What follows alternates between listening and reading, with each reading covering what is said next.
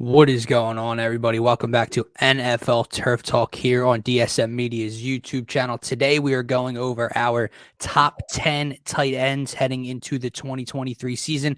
I'm one half of your host, Dylan Davis. To my right, my co-host, Scotty. My man, what's going on this lovely Thursday afternoon? I'm confused now, Dylan, because it's Friday. But nonetheless, Next Thursday, I Scotty. know Next you're Thursday. slamming the table on me there. But no, I'm just kidding. Happy Thursday to everybody out there. Nonetheless, this is when you'll be viewing it. And yeah, man, I'm happy to get into the tight ends. It is a thin field, I guess you could Yeah. say, because after probably about five or six, I would say pick your point. You know what I Yeah. mean? Like I I would couldn't agree. tell you who's better than who's going to be better than who, because I feel like they're all in the same area of production, skill set, whatever the case may be down the line. There's a few outliers mixed in here, but should be a fun list to go through nonetheless. I would agree, and it's going to be interesting, like you said. To me, I feel like top seven-ish, maybe you could even get to 8, because who I have at number 8, I feel like both of us are going to have on this list. It just depends where. 9 and Yeah, 10 for me were just kind of preference, like you mentioned, and the one thing yeah, I'm looking for here, I know as a tight end, you want a tight end that can do both, right? You want a pass-catching tight end, and you also want a tight end that can line up on the end of the line of scrimmage and help protect your quarterback. And it's weird, not a lot of guys excel at both in this at league. So both. when you get to Yeah, that 9 and 10, it's kind of what do you prefer more? And if we're looking at numbers here, if we're looking at offensive production, obviously we're looking towards the pass catching ability, which right. is why at number 10, I do have the man out of Cleveland, and that is David Njoku, right? Like Okay. this is how we're starting off this list. But David Njoku is a pass catching threat in Cleveland. Obviously, we spent last week's episode talking about the AFC North and talking about the Browns and Deshaun Watson trying to get back to form. And I think a big way to do that is getting David Njoku involved in this offense. He's a big body threat. He can turn on. I've seen David Njoku turn on the burners a little bit, man. Yeah, But he's I do athletic. have him. I do have him at number 10 specifically for what he can do over the middle of the field and affect that kind of passing attack for Cleveland. Man, he is an interesting one, and he is not on my list here, but nonetheless, he I would be can't in. really blame you. He would be an honorable mention, nonetheless. It's crazy because you look back maybe 3 years, right? 4 years ago when Njoku first came on the scene, and I'm guessing it was around 2018 after he had that 639-yard season Mm-hmm. with the 4 TDs. And I thought he was primed to break out in 2019. I thought he was going to turn into like a top 5 receiving tight end in the NFL. Ended up only playing 4 games in that 2019 Yeah. season. Only had 5 catches and kind of moved on from him as far as like that type of Yeah. No, projection for him. But I feel you. the talent's there. The talent's there, and I do agree to get Deshaun Watson on track. That's your guy. Number 10 for me. This might surprise some people because I'm not sold on this guy going forward, given his injury history, and it's Darren Waller, man. I actually Oh, have him interesting. at number Okay. 10 here, the New York Giants' new tight end. Now, obviously, it's a dismal season out in Las Vegas for this guy, and he gets traded to the New York Giants where they hope that he can kind of, revive his Rejuvenate. career in Yeah. a sense. But this guy, man, 11 games played in 21. He had 665 yards, 2 touchdowns. 9 games played in 22, 388 yards, 3 touchdowns. 2 years before that, he went over 1,000 yards in consecutive Yeah. seasons. Really haven't seen that same player since, although we've all, as fantasy owners, been trying to dig at it. I just am not sold on this guy that he's going to be some prolific receiving That's option for fair. the Giants, whether he gets injured or whatever the case may be. But nonetheless, I'm going to pay respect to Still his crack the history. top 10. Yeah. I'll pay respect to his reputation as a receiving threat. We'll see how it goes for him this Yeah, season. He I has the do talent. have him. I do have him a bit higher just off of ceiling, just off of what I know he can be And if he that's stays fair. on the field. I Yeah. look around the New York offense again. I'll get to my point later, but I look at that New York offense and I go, they're in such a dire need of a pass catching Get threat that forced isn't fed. their running back. That's And if fair. he can stay on the field, I feel like Daniel Jones can at least get him the ball. But at number 9, speaking of a guy that went somewhere that can get him the ball and a former Giant, I have Evan Ingram. And I know on PFF he's a lot lower, man, and he Yeah. struggles. He struggles on the edge of that line of scrimmage, and he's got some bad drops. We've known that from being an Eagles fan. Obviously, I think it was 2 or 3 years ago. It was the end of the Wentz era, and I believe it was on that Monday night game or Thursday night game where he dropped the game-winning touchdown when he was breaking away down the sideline. But Yeah. I do have him here at number 9 because of, like I said, preference with the pass catching ability. And he goes into Jacksonville last year with Trevor Lawrence and Doug Peterson and basically has career highs all across the board. Now, touchdowns since his rookie year was his career high with 6. He only had 4 last year, but that's his second most over that span. Career high in receptions, 73 receptions for Evan Ingram last year. He averaged over 10.5 yards per catch and had over 760 yards, which is also a career high for him. I expect that number to continue kind of to stay around there. I'm not expecting a huge uptick with all the mouths to feed in Jacksonville, but I do think he'll be a viable option for them when you talk about spreading defenses out with Christian Kirk, with Calvin Ridley, with all these options for Trevor Lawrence. We know Doug wants to throw the ball. I think Evan Ingram's going to be around that 65 to 75 type catch range, 60 to 70 type catch range, 600 plus yards, maybe an uptick in touchdowns. But I do think Evan Ingram is a premier receiving threat at the tight end position this year. Yeah, absolutely. I actually agree. I have him here at number 9 as well. You mentioned everything that I could possibly notate about him, honestly. Career high in receptions, receiving yards under Doug Peterson. We know how Doug Peterson likes to use the tight ends. We've seen what he was able to do with Zach Ertz. Zach Ertz had his best years under Doug Peterson, right? And I do believe in, the young quarterback. They always need that safety valve at tight end. I think that's always a key for a young quarterback. And Trevor Lawrence still fits that mold. And the last thing I'll say about Evan Ingram is just you mentioned Calvin Ridley at the end there. I think it's going to open up the offense for everyone else, right? Just that type of target in your offense, similar to that of an A.J. Brown, Stephon Diggs. I'm not putting him in their caliber, but it's a similar effect when you get your wide receiver 1. So I think it's going to open up more space for Evan Ingram to work. Yeah, I agree. They're going to feed off of each other. And that's why when we broke down the AFC South, that's why they're the prolific offense and we think they're going to run away with that division. Maybe we're wrong, but I can say I would expect Trevor Lawrence to continue to take a step. And Evan Ingram, listen, as a tight end, when you rein in 70 plus receptions, you're a premier factor. And you're always your tight end is always considered the safety valve for most quarterbacks. Exactly. So if Evan Ingram can continue to be that in that high flying offense, I think he'll still put up around those numbers. At number 8, I don't know if this is a little too low for you or not, but I do have Pat Freiermuth from Pittsburgh.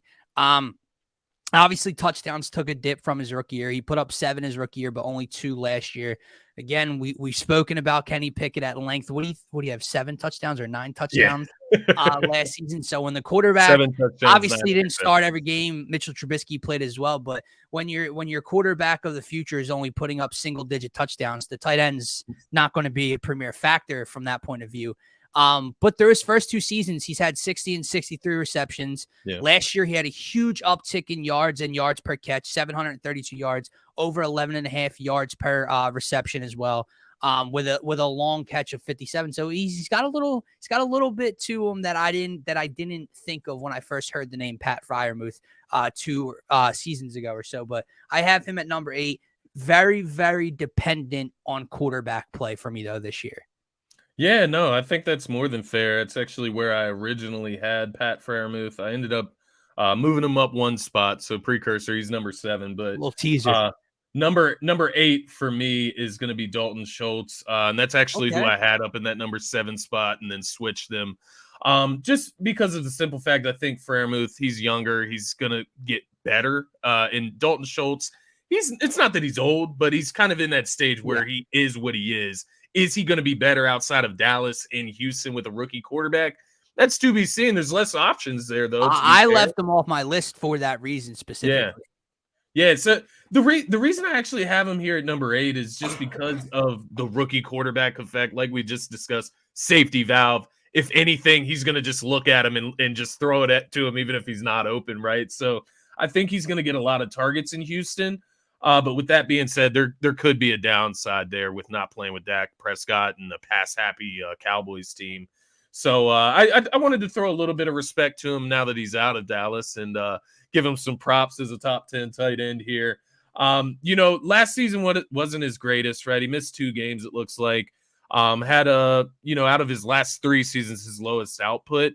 But he's still a red zone threat, a guy that can get open. He knows Oh, how to he's a big find his part of that spots. offense. Yeah, so I think maybe something that could be notated about Dalton Schultz isn't rather what he's going to do in Houston, but what they will miss in Dallas, because Yeah, I do no, think that's a he good was a point. big part of their See, offense. it's interesting for that conversation though, because I look at it from the other point of view. You're giving him props and credit because he's out of Dallas, right? I'm looking at it like, was he a product of the environment? Was he just Could be. a fit in that system, a big It could be. body kind of target for Dak Prescott? Where he goes to Houston, yeah, like you said, there's less options around him. Rookie quarterback in CJ Stroud. I just mentioned safety valve, right? That safety Yeah, blanket for quarterbacks. He could be targeted a bunch and have a very good statistical year in Houston. yeah, But I do question how they're going to be able to get him the ball efficiently and what that offense looks like this year. So yeah. It's a I did question mark. leave him off for that reason. But I mean, if he was still in Dallas, I would have him on the list still. At Fair enough. number 7 is where Darren Waller comes in for me. Obviously, I think if you might agree with me, I'm not sure, but so like I said, ceiling wise, if we knew this dude was going to play 15, 16 or 17 games this year, he has the talent to be top 5 on this list. The problem is we haven't seen that. Yeah, I do think you're going to get a healthier version of Darren Waller. Maybe he's not going to play all 17 games, but I do think he stays on the field for a majority of the season for them. You have the head coach and Brian Daboll to keep things straight off the field and on the field there. And like I said, the Giants being in our division, seeing them up close all the time, 3 times last year, yeah, they're in need of a pass catching threat, right? And that's a yeah, wide receiver or in the tight end room. And when Saquon Barkley leads your team in receptions and receiving yards, there's a problem. So now yeah. that Darren Waller comes over there, if he can stay on the field, I do think he'll be a premier factor of this offense. He's athletic as all hell. He's fast for a tight end. He's got great hands. So I do have him at number 7, number 7, just for the upside. Fair enough. Fair enough, man. We know what type of talent he has in there. It's just a matter of him staying on the field, like you said. Number 7 for me, as I mentioned, is going to be Pat Freiermuth. Basically, the reason I have him here, this is kind of where it starts to turn into. Well, I shouldn't say turn into, because there's guys above him that are kind of one-dimensional as a tight end as well. So I don't want to throw that out there, but Yeah. maybe one of the few on this list that can do a little bit of both, or a lot of both, right, when it comes to receiving and blocking. Pat Freiermuth, you already mentioned all of his numbers from last year. Could do a little bit more in the red zone, of course, especially in that lackluster offense. But I do like what he provides for a young quarterback like Kenny Pickett, who may be a little unwilling to go down the field at times, right? Maybe wants to protect Right. the ball a little bit more this year. Maybe that leads to more targets for Pat Freiermuth in the middle of the field and underneath. So looking at him, he's a nice safety valve. He's trustworthy. The Steelers trust him. And tight ends are infamously used in Pittsburgh, I feel, man. They've not overtly like a Travis Kelce or anything like that, but they're slow and steady. They do their job. And Pat Freiermuth kind of fits into that with a little bit of an excel in the receiving game. So I like his game. He's young. He's excelling. He's going to get better this season, I would imagine. But as you mentioned earlier, highly dependent on that quarterback play. Yeah, no, I agree with you, and this is where I run into a problem with 5 and 6 for me. And I don't know if you'll agree again or not, but to I me, think I know where you're going with this. I kind of have 1 through 4 are my top 4, Mhm. and then I have a tier of 5, 6, and I don't really know who I prefer ahead one another. Mhm. For right now, I'm going to roll with Kyle Pitts at number 6. Again, you're talking about a kid with top 5 talent, hell, top 3 talent ceiling Yeah. wise, with that body, with that frame, with that athleticism and hands. His rookie year obviously burst onto the scene, and what pick was he? 4th over, a tight end Fourth that went overall. 4th overall. Lots and lots of lofty expectations. And he burst on the scene, 110 targets his rookie year, over 1,000 yards, averaged 15 yards per catch for a tight end in a bad offense. Yeah. However, he scored 1 touchdown.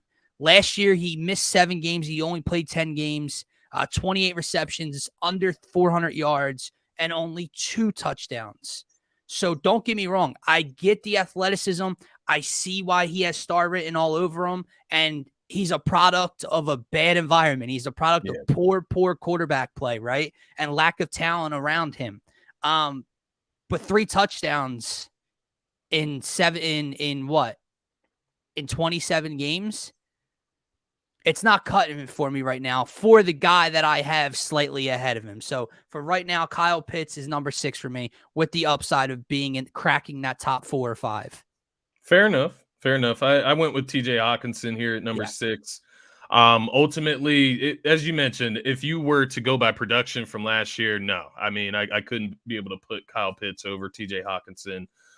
Teaser, he's at number 5, Kyle Pitts, that is. TJ Hawkinson, man, he got traded to the Minnesota Vikings mid-season last year, and it kind of resurrected his career, or his value, at least, I should say. Got a ton of targets in that Minnesota Vikings offense, and it equated to him coming in second in receptions and yards for tight ends last season. We know what type of threat he can be. The only concern with me, man, and when it comes to comparing him and Pitts, is I just truly believe that Pitts is the better player. Like, that's what it comes down to for me. Like I said, if you compare their numbers last year, Hawkinson is coming off probably his best season as a tight end in the NFL. But with that being said, I saw so many games where he had a big drop or a big fumble or something of that sort where he lets the team down. And when you're getting 129 targets and you come out with 86, I mean, let's force feed Kyle Pitts the ball. Like, let's force feed Dallas Goedert the ball like that and see what type of numbers they have. But that's not taking anything away from him. He still was highly productive last year, and I expect him to be an integral part of that Minnesota Vikings offense. I'll go ahead and just go through Kyle Pitts. I agree with everything you said. It's not enough, right? The 3 touchdowns in 2 seasons, not enough. The production last year through the air, not enough when he is supposed to be a prolific pass catcher. He's not a great blocker. So that receiving part for him means a lot. And to that point, I'm giving Kyle Pitts a pass this year, man. That's what it is. He played with Marcus Mariota and Desmond Ridder. I'm going to give him a pass. It'll be the only one that he gets me throughout the rest of his career. But nonetheless, I'm going with the superior talent in this case. But I'm with you. The tier 1 is the next 4 of these guys that we're about to name. That's fair. And that's what's interesting about this kind of conversation when you're talking about ranking, because we're technically only supposed to look at the player, right? Not the surrounding factors. So it's not really, fair of me to give TJ Hawkinson a step up because he's playing with Kirk Cousins and next to Justin Jefferson, where Kyle Pitts, again, to your point, I mean, he's playing with Desmond Ridder again. That's the hand he's being not dealt. Getting better, right? They added nothing to the wide receiver room down there in Atlanta, so he is the focal point again. So to your point, I do feel you. Like, if you told me I could take one or the other, which is kind of changing my mind right now, if I could take one or the other and put them on any offense with any quarterback I want, I would take Kyle Pitts over TJ Hawkinson. But I do fear that talent of Kyle Pitts is going to take a hit if they don't find him if they don't get him any help, man. Like, Desmond Ridder just... It doesn't move me, man. Until we see it, right? Got to see it to believe it. That's where I'm at on Desmond Ridder. I'm not going to sit here and throw him in the trash because I haven't watched him. But we got to see that to believe it, because until then. So that's why at number 5, I do have TJ Hawkinson. You mentioned it. 86 receptions, got the targets, was traded midway through the year, so I had to play in 2 different offenses. And with Thrive in either, honestly, I think moving forward, when you look at what Dan Campbell's building in Detroit with Jared Goff and that high-flying offense now, and you look at what Minnesota has, right? They're going to throw the shit out of the ball, and they have Justin Jefferson. So I think TJ Hawkinson is 5 for me, slightly ahead of Kyle Pitts, just for recent production and what I think is going to happen this year at least. Maybe not in 2024, maybe not in 2025, but for this year, I think TJ Hawkinson will be the better tight end than Kyle Pitts will. At number 4, I do have our homegrown man. I have Dallas Goedert coming onto this list right here. I do think, again, you want to talk upside. You want to talk about a guy that can do both pass catch and block off the end of the line of scrimmage. That is who Dallas Goedert is. Obviously missed a couple games last year. He's looking to reach and hit that 1,000 receiving yard mark this year in this offense, and I think he can do it, man. Obviously, what do you have last year, Scotty? 4 touchdowns, maybe 3. So even less, 3 touchdowns. I expect him to take an uptick in that department, be used as more of a red zone threat. It's very tough because this Eagles offense, as we've talked about so many times, is so dynamic, and they run the ball a ton, and their quarterback runs the ball a ton. And that eats up touchdowns in red zone snaps. But I do expect him to take a tick up there, maybe 5 or 6 touchdowns this year for Dallas Goedert. I think he can definitely get over 800, 900 yards and try to eclipse that 1,000-yard mark in this offense. But he's just like when you watch Dallas Goedert, he's just who you want to play tight end for your team. Yeah. He's big, he's fast, he's athletic, he has great hands. You watch that dude, he was a key piece on a bunch of third downs in that Super Bowl. I think him and Jalen hooked up for 3 or 4 third and mediums or third and longs in this last Super Bowl. So he's dependable, right? You saw him score against the Giants in the divisional round. So I have Dallas Goedert at number 4. Yeah, I have Dallas Goedert there as well. This is my guy, man. And I do think if he can stay healthy the whole season, he'll get that 1,000-yard mark. I think it's in him. You talk about just the capability of this man, the explosive plays. He had 27 explosive plays last year, which was actually fourth for the position group. He had a 96.1% catch rate, which was second in the position group. Only 2 drops in last season. You mentioned the 702 yards, 3 touchdowns. He only got 69 targets, so on the lower end of this top 4 when it comes to targets, even 55 catches, 12.8 yards per catch. As you mentioned, he's a great blocker. And I will say, man, part of me believes if Dallas Goedert got 113 targets like Mark Andrews got last year, Dallas Goedert would have a much, much better season than what Mark Andrews put out on the field. And take that for what you will. I'm just saying, I think if Dallas Goedert can play a full season this season, he will eclipse that third best tight end mark. It's hard to pass George Kittle for me. It's hard to pass the other guys at the top of this list, right? But I think he can get into that top 3 for me. And you mentioned it. He's just that guy. Like when you look at him, he's that prototypical tight end that you want these days. The yards after catch, that's a big part of it for me, man. When you talk about a safety valve that can turn nothing into something. And that's the type of player that Dallas Goedert is, on top of being a great blocker. Lock him in at number 4 for me. I definitely agree with you here because, to your point, Mark Andrews, who I do have at number 3 now. So Mark Andrews at number 3, and he's the focal point of this Baltimore Ravens offense. Yeah. He's been Lamar Jackson's best friend since he come into this league on the field.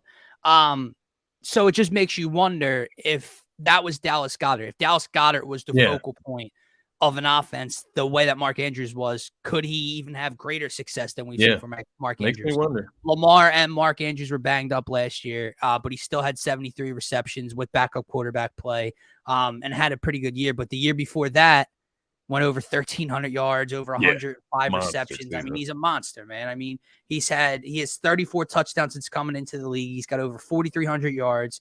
He averages almost 13 yards per catch. He's a target and reception machine for this team. So it is hard to put Dallas Goedert ahead of him right now. And that's why I have Andrews at 3, because not to take anything away from him, he has to get open. He has to be that guy. Yeah. To be the focal point. You got to find the spots. And right. That's so like we're sitting here, well, what if you gave Goedert? Well, Andrews takes control of this offense. Yeah.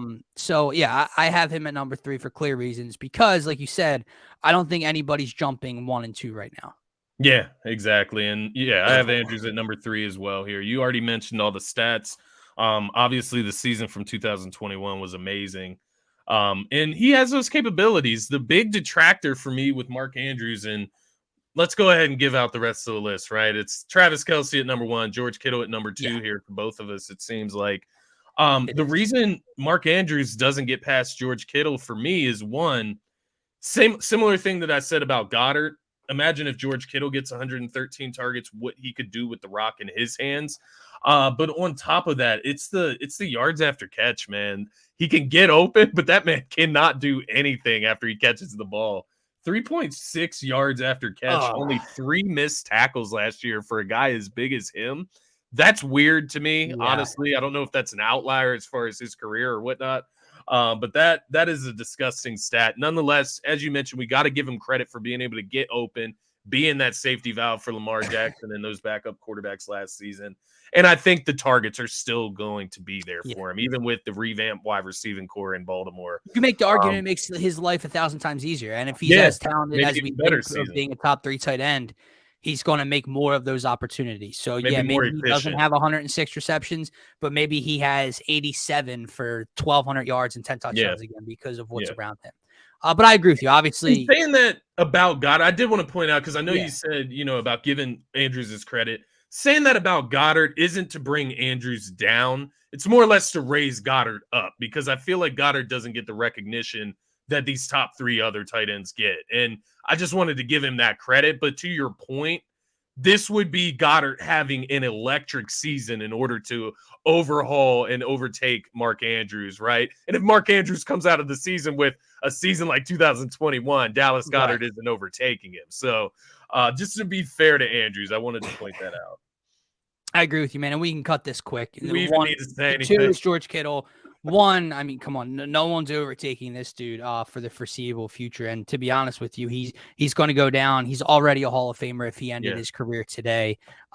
He's going to go down as maybe the greatest tight end ever. Obviously, Tony Gonzalez would like a word, right? Gronk would like a word. Yeah.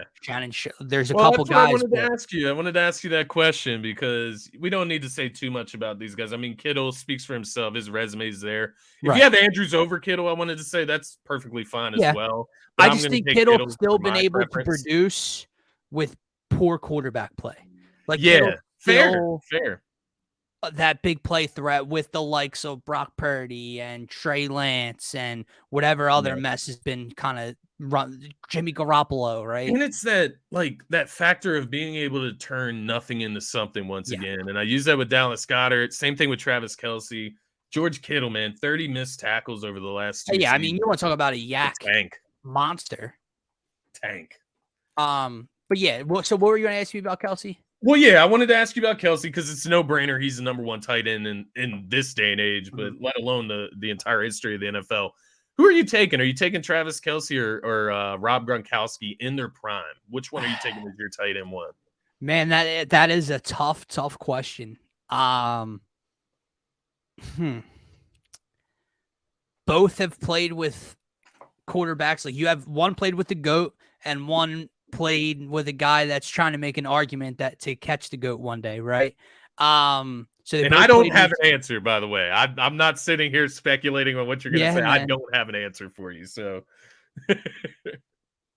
I would probably take Kelce. Yeah. Probably.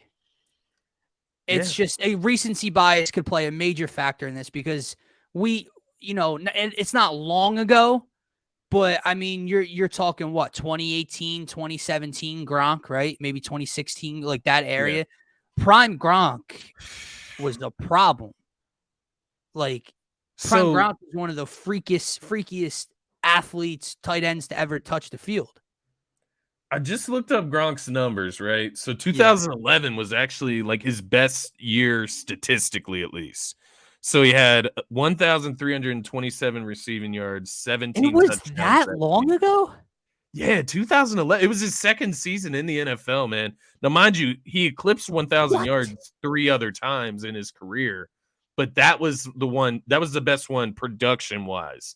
And so you compare that to Travis Kelce this season.